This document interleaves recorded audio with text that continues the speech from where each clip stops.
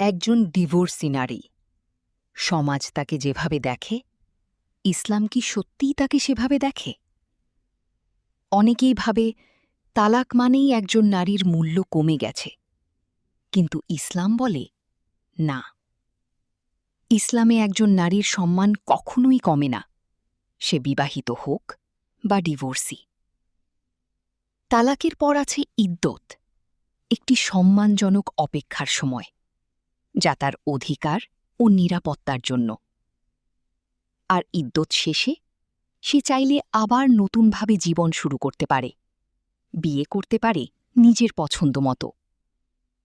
আমাদের প্রিয় নবী প্রফেট মোহাম্মদ সাল্লাল্লাহু আলাইহি ওয়াসাল্লাম নিজেও বিধবা ও ডিভোর্সি নারীদের বিয়ে করেছেন, সমাজকে শিখিয়েছেন এটাই সম্মানের পথ।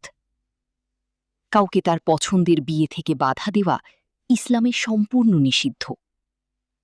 আর তালাকের সময় নারীর ভরণ পোষণ নিশ্চিত করা পুরুষের দায়িত্ব। মনে রাখুন, প্রতিটি তালাকের পিছনে নারীর দোষ থাকে না, তাই তাকে দোষারোপ করা অন্যায়। ইসলাম ডিভোর্সি নারীকে ভাঙে না, বরং তাকে নতুনভাবে সম্মানের সাথে বাঁচতে শেখায়। সবাই না বুঝুক, আল্লাহ বুঝলেই যথেষ্ট।